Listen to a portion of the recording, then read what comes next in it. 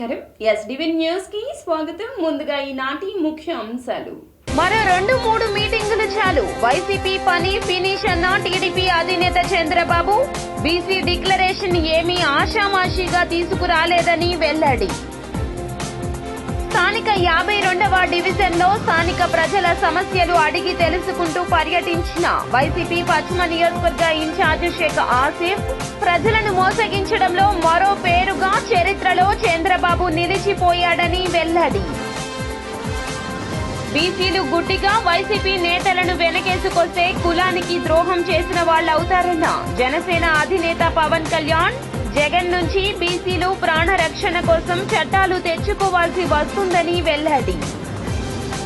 Senior junior NTR అభిమానులు చంద్రబాబుని గొయ్యి తీసి పాతి పెట్టాలని, అప్పుడే టీడీపీ బ్రతికి బట్టగడుతుందని వెల్లడించిన మాజీ మంత్రి కొడాలి నాని. జగన్మోహన్ రెడ్డికి అందరూ అండగా నిలవాలని పిలుపు.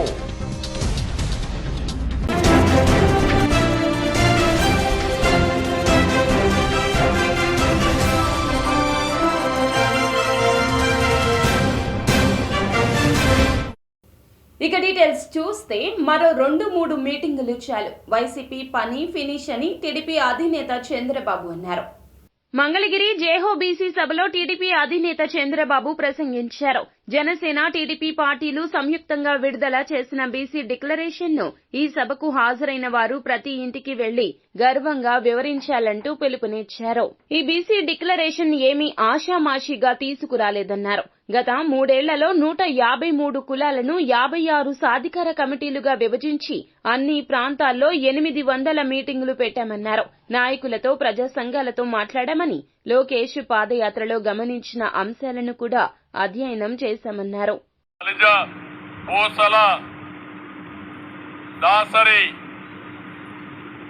బొందిలి, తూర్పుకాపు, నాగవంశం, గాండ్ల, తెలుగుల, పెరిక, ముదిరాజ్, భట్రాజు, సగర, కళింగ కోమటి, కళింగ వైశ్య, బొందర, ప్రతి ఒక్క కులానికి కూడా నిధులు కేటాయించడమే కాకుండా మిమ్మల్ని ఆర్థికంగా పైకి తీసుకొచ్చే బాధ్యత మేము తీసుకుంటామని చెప్పి నేను మీకు హామీ ఇస్తున్నా. మోసానికి మరో పేరు చంద్రబాబు నాయుడు అని వైసీపీ పశ్చిమ నియోజకవర్గ ఇన్ఛార్జ్ షేక్ ఆసిఫ్ వెల్లడించారు. గడప గడపకు మన ఆసిఫ్ కార్యక్రమంలో భాగంగా వైసీపీ 52వ division party incharge Tangella Ramachandrarao ఆధ్వర్యంలో షేక్ ఆసిఫ్ మేయర్ రాయన భాగ్యలక్ష్మితో కలిసి మల్లికార్జునపేటలోని వివిధ ప్రాంతాల్లో పర్యటించారు. స్థానిక ప్రజానీకానికి ప్రభుత్వం అందించిన పథకాలను వివరిస్తూ వాటి అమలు తీరును, స్థానిక సమస్యలను అడిగి తెలుసుకున్నారు. అనంతరం ఆసిఫ్ మాట్లాడుతూ చంద్రబాబు నేడు జనసేనతో కలిసి మరొకసారి ప్రజలను వంచేందుకు ఎన్నికల ప్రచారాన్ని నిర్వహిస్తున్నారని దుయ్యబట్టారు. అలాగే ఈ కొండ ప్రాంతం అయినా సరే, ఇక్కడ కార్పొరేటర్ వైఎస్ఆర్సీపీ కార్పొరేటర్ లేకపోయినా సరే, తెలుగుదేశం పార్టీ కార్పొరేటర్ గెలిచినా సరే అనేక పథకాలు ఏదైతే అవసరాలు ఉన్నాయో ఆ అవసరాలకు అనుగుణంగా ఆ పథకాలన్నీ కొండ ప్రాంతం పైభాగం కూడా వాలంటీర్ వ్యవస్థ తీసుకెళ్లి వాళ్ళకి అందించడం జరుగుతుంది. మరి ఇన్ని సంక్షేమ పథకాలు ఉండి ఇంత అభివృద్ధి చేసి మెట్ల మార్గం కానివ్వండి, అలాగే చిన్న చిన్న రోడ్లు కానివ్వండి, వాటర్ ట్యాంకులు కానివ్వండి, ఎలక్ట్రిసిటీ కానివ్వండి, అనేక సదుపాయాలు వాళ్ళు కల్పిస్తూ మేము ఈరోజు వెళ్ళి ఓటు అడుగుతున్నాం. వాళ్ళు స్వచ్ఛందంగా ముందుకొచ్చి మాకు బ్రహ్మరథం పడుతున్నారు. తప్పకుండా వైఎస్ఆర్ కాంగ్రెస్ పార్టీకి మేము అందరం అండగా ఉంటాం, జగనన్నకి మళ్ళీ సీఎం చేసుకుంటామని చెప్పడం జరుగుతుంది. మరి దీన్ని బట్టి ఈ రాష్ట్ర ప్రజలు జగనన్నని ఎంతగా ఆరాధిస్తున్నారో, ఎంతగా ఆయన రావాలని చెప్పేసి ఎదురు చూస్తున్నారో మీరందరూ గమనించాల్సినంత విషయం. తప్పకుండా వచ్చేది వైఎస్ఆర్ కాంగ్రెస్ పార్టీయే. 175కు 170 స్థానాలు వైఎస్ఆర్ కాంగ్రెస్ పార్టీ కైవసం చేసుకుంటుంది. అలాగే విజయవాడలో మూడు నియోజకవర్గాలు కూడా వైఎస్ఆర్ కాంగ్రెస్ పార్టీ జెండా రెపరెపలు ఆడుతూ తప్పకుండా ఏదైతే విజయవాడ పశ్చిమ నియోజకవర్గం ఉందో ఆ పశ్చిమ నియోజకవర్గంలో వైఎస్ఆర్సీపీ జెండా రెపరెపలు ఆడడం ఖాయం. జగన్మోహన్ రెడ్డి గారికి ఈ సీటుని గెలిపించి కానుకగా ఇవ్వడం ఖాయం. తంగెళ్ల రాము గారి ఆధ్వర్యంలో జగనన్న బలపరిచినటువంటి అభ్యర్థి శ్రీ షేక్ ఆసిఫ్ గారు మరియు ఈ డివిజన్ కార్యకర్తలు, పెద్దలు, అభిమానులు వైఎస్ఆర్సీపీ కుటుంబ సభ్యులు అలాగే నియోజకవర్గ పరిధిలో వివిధ విభాగాల్లో మరి ప్రాతినిధ్యం వహిస్తున్నటువంటి వాళ్ళు కూడా మొత్తం అందరం కలిసి ప్రతి గుమ్మల్లోకి కూడా వెళ్ళటం జరుగుతూ ఉంది. నిజంగా ఆసిఫ్ అన్నని ఇంటి బిడ్డలాగా ప్రతి ఒక్కళ్ళు మరి దీవిస్తున్నారు, ఆశీర్వదిస్తూ ఉన్నారు. మరి నిజంగా కింద ఉన్న ప్రాంతాలన్నీ ఒకెత్తు అయితే కొండ ప్రాంతాలు ఒకెత్తు. మరి గత ప్రభుత్వం అన్ని మాటలకే పరిమితమైంది కానీ చేతల్లో ఏది లేదు. ఇక్కడ మరి రాము అన్న ఇన్ఛార్జిగా ఉన్నప్పటికీ కూడా నిజంగా ఎంత బాగా ఇక్కడ గత ప్రభుత్వంలో అయితే గెలిచిన కార్పొరేటర్ ఉంటేనే ఆ డివిజన్కి నిధులు కేటాయించేవాళ్ళు. కానీ ఇక్కడ మరి జగన్మోహన్ రెడ్డి గారి ప్రభుత్వంలో మరి గతంలో వెల్లంపల్లి గారు ఆయన బీసీ డిక్లరేషన్ విడుదల అనంతరం జనసేనాని పవన్ కళ్యాణ్ మీడియా పాయింట్ వద్ద మాట్లాడారు. మంగళగిరి జేహో బీసీ సభలో చంద్రబాబుతో కలిసి బీసీ డిక్లరేషన్ విడుదల చేసిన అనంతరం జనసేనాని పవన్ కళ్యాణ్ ప్రసంగించారు. బీసీ డిక్లరేషన్ ను మనస్ఫూర్తిగా స్వాగతిస్తున్నామన్నారు.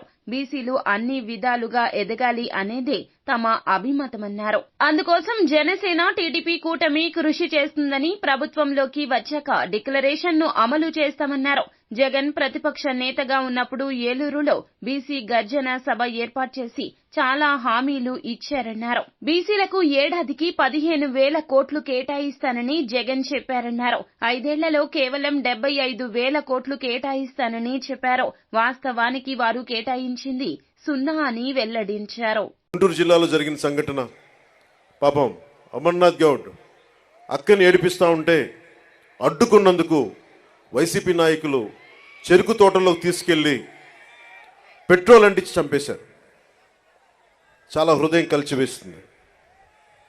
పట్టించుకునేవాళ్ళు లేరు, మాట్లాడేవాళ్ళు లేరు.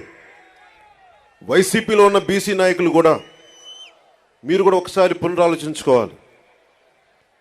గుడ్డిగా గనుక వైసీపీ నాయకులు తెలుపుకుంటా ఉన్నాం. అలాగే ఇంకొకటి పెద్ద సమాజమైన వాడబలిజ, అగ్నికుల క్షత్రియులు, జాలరి, పల్లెకారులు, పల్లెకాపు, గంగపుత్రులు, ముతరాసులు, ఇవన్నీ ఇత్యాది పల్లెకారుల కులాలన్నీ కూడా ప్రత్యేకమైన దృష్టి సారించారు. దాదాపు 794 కిలోమీటర్ల తీర ప్రాంతం ఉండి ఈ రోజుకి జట్టీలు లేకుండా ఇబ్బంది పడతా ఉన్నారు. ఇప్పుడు గంగవరం పోర్ట్ లాంటిది నిర్మాణానికి పల్లెకారులు, జాలర్లు, మత్స్యకారులు ప్రాణాలు పోయినాయి. తిరిగి వాళ్ళకి ప్రత్యామ్నాయ అవకాశాలు కల్పించడంలో నిజంగా వెనుకబడి ఉన్నాం. తెలుగుదేశం జనసేన ప్రభుత్వం రాగానే అలాంటి మత్స్యకారులందరికీ అండగా ఉంటాం. అలాగే ప్రతి 30 కిలోమీటర్లకు మీ అభివృద్ధికి 153 కులాల సముదాయమైన బీసీ కులాలకి జనసేన అండగా ఉంటుంది. మీకు ఆర్థిక పరిపుష్టిని చేకూర్చేలా మీకు అండగా ఉంటాం.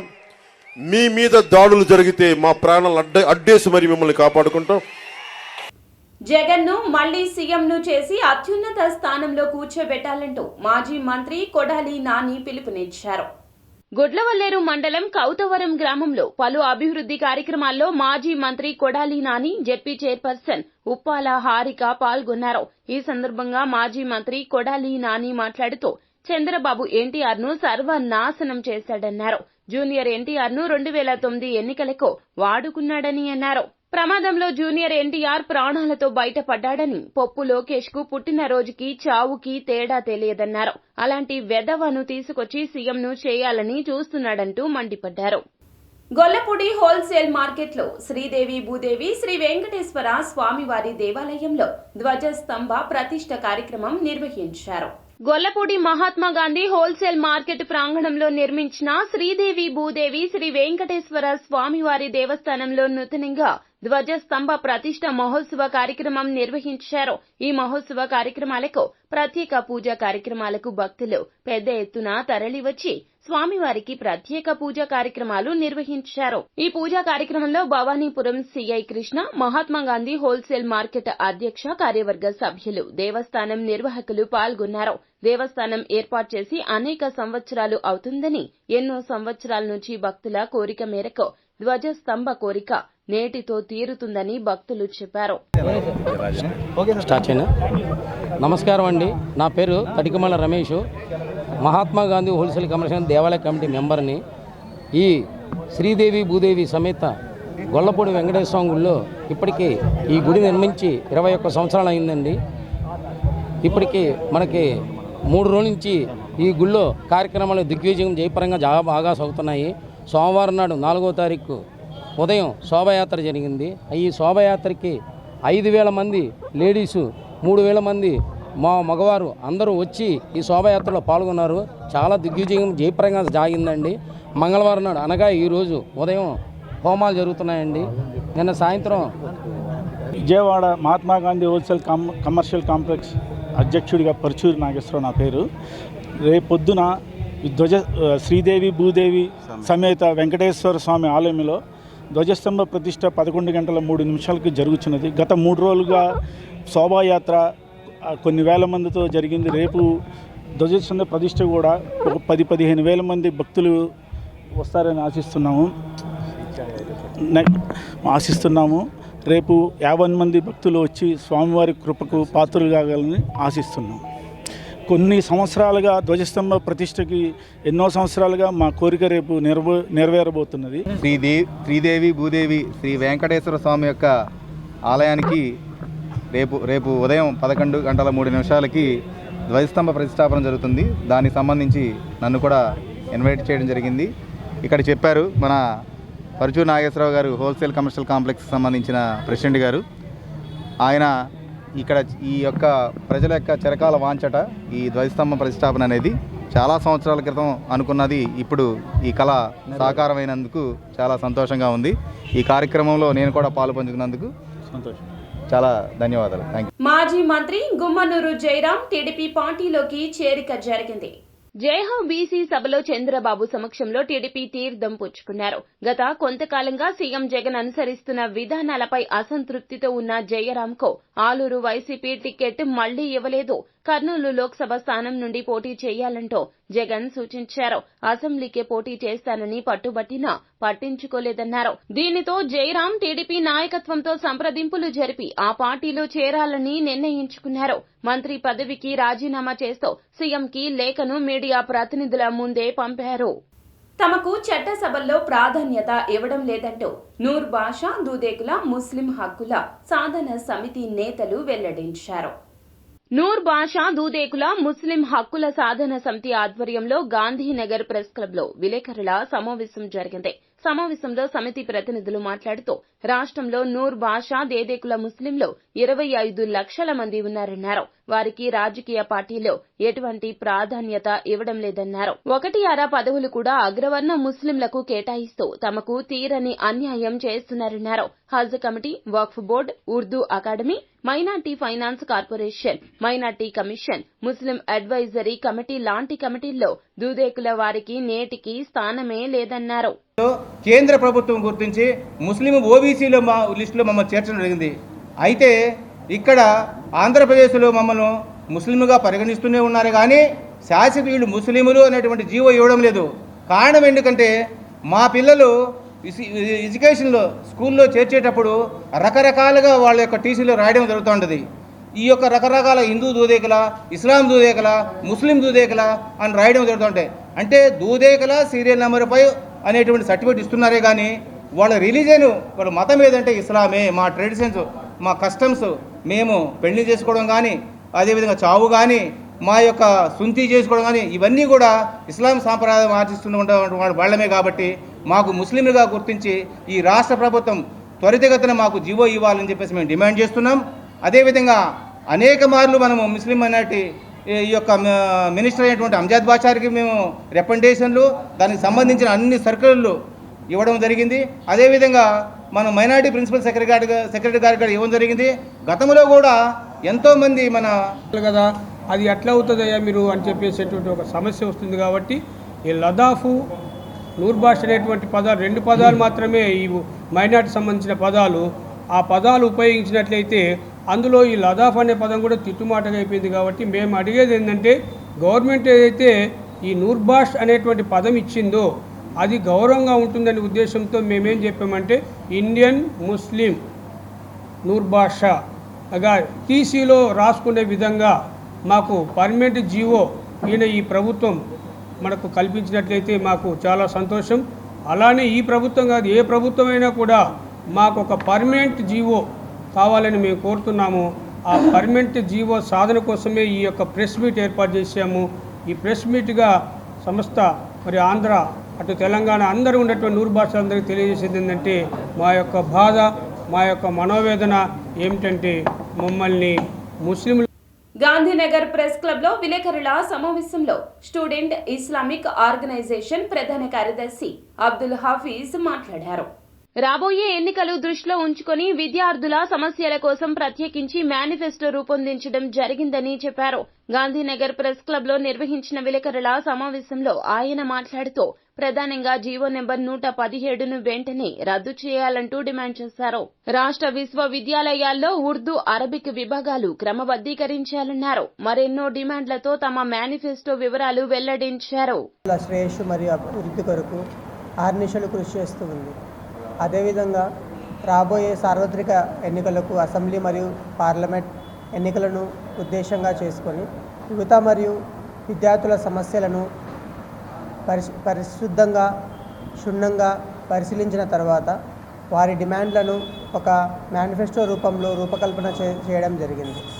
ఈ మేనిఫెస్టో రూపకల్పన చేసిన తర్వాత విద్యార్థులు మరియు యువకుల సమస్యలు ఏవైతే ఉన్నాయో వాటిని మన రాబోయే ఎన్నికల్లో నియమితులయ్యే ఎంపీస్ కావచ్చు, తర్వాత ఎమ్మెల్యేస్ కావచ్చు, మరియు పొలిటికల్ పార్టీస్ ఏవైతే ఉన్నాయో వారందరి వరకు మన ఈ మేనిఫెస్టో ప్రజల డిమాండ్స్ను చేరవేసే సదస్సుగా ఈరోజు ఈ ప్రెస్ రిలీజ్ను చేయడం జరిగింది.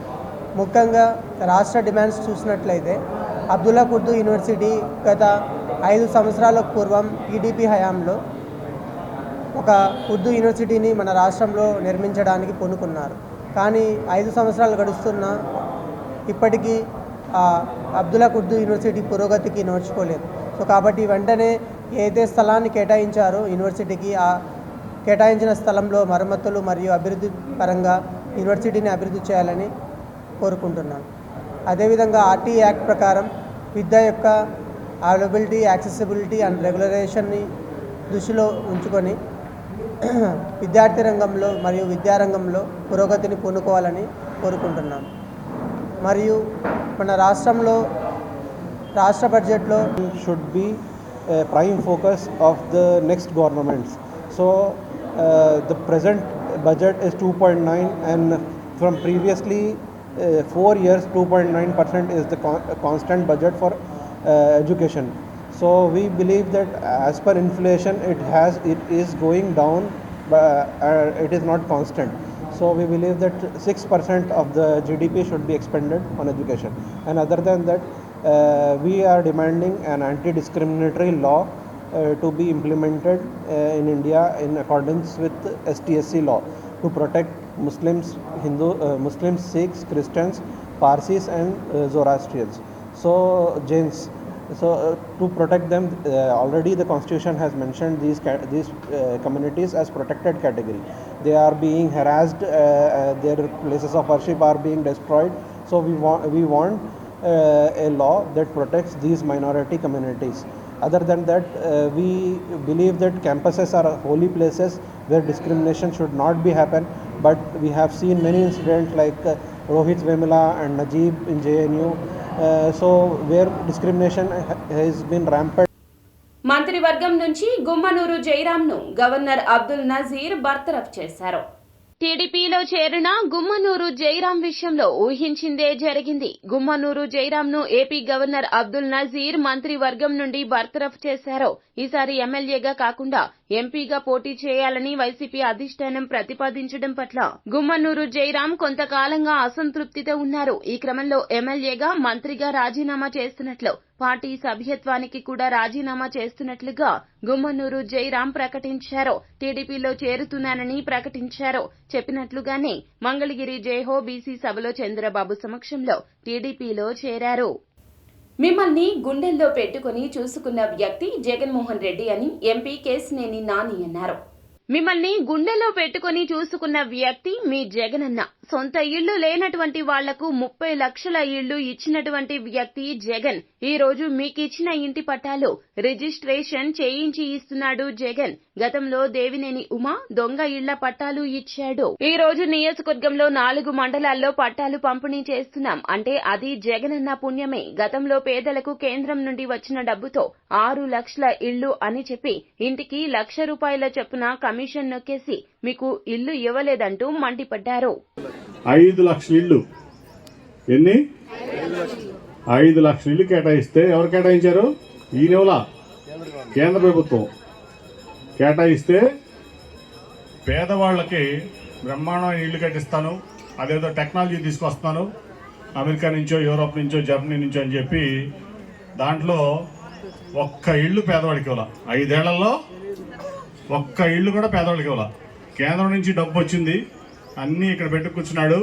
కాంట్రాక్టర్ల దగ్గర ఒక్కొక్క ఇంటికి ₹1,00,000 అంటే 5 లక్షల ఇళ్ళకి ₹1,00,000 చొప్పున కిక్ బ్యాక్స్ తీసుకుని ఒక్క ఇల్లు కూడా పేదవాళ్ళకి ఇవ్వాల. ఒక ఇల్లు ఇచ్చాడా? మీడియా మిత్రులు చెప్పారు, ఇచ్చారా? ఆ రోజు ₹6 లక్షల ఇల్లు అని చెప్పి ₹1,00,000 కాంట్రాక్టర్ల దగ్గర నుంచి కేఎంవి ప్రాజెక్ట్స్ అని, షాపూర్జీ పాలంజీ అని అట్లా 5-6 సంస్థలకి దాన్ని డివైడ్ చేసి 5 లక్షలని అవి కట్టమని చెప్పి ₹1,00,000 చంద్రబాబు నాయుడు ఆయన కొడుకు తీసుకుని పేదవాళ్ళకి మట్టికి ఇల్లు ఇచ్చినటువంటి దాఖలాలు లేవు. ఒక్క ఇల్లు కూడా ఇవ్వాల. పచ్చి మోసం చేశారు చంద్రబాబు నాయుడు, లోకేష్ నాయుడు ఇక్కడ పేదవాళ్ళని. అటువంటి సందర్భంలో మీకు అనేక హామీలు కూడా మంచి చేసినోడు చెడు అవటానికి అంటానికి ఏం చూసే నేర్చుకోవాలన్నట్టు ఉంది. రాబోయే రోజుల్లో మీ దగ్గర కూడా రకరకాలుగా వస్తారు. ఇప్పటికే వస్తూ ఉన్నారు కదా ఎల్లమ్మట. బాబు భవిష్యత్తు గ్యారంటీ అనుకుంటారు, కాగితాలు పట్టుకొని బాబు సూరిటీ భవిష్యత్తు గ్యారంటీ అని. వాళ్ళకే గ్యారంటీ లేదు. ఉంది వాళ్ళకి? ఎవరికన్నా గ్యారంటీ ఉంది వాళ్ళకి? ఎవరికన్నా సీట్ ఇస్తారని గ్యారంటీ లేదా? ఒకరికి 100 కోట్లు ఇస్తానంటే ఒకరికి ఇస్తానన్నారు, ఇంకొక ఆయన ఇంకో 150 ఇస్తానంటే ఆయనకి ఇస్తారు, ఇంకొక ఆయన 200 ఇస్తానంటే ఆయనకి ఇస్తారు.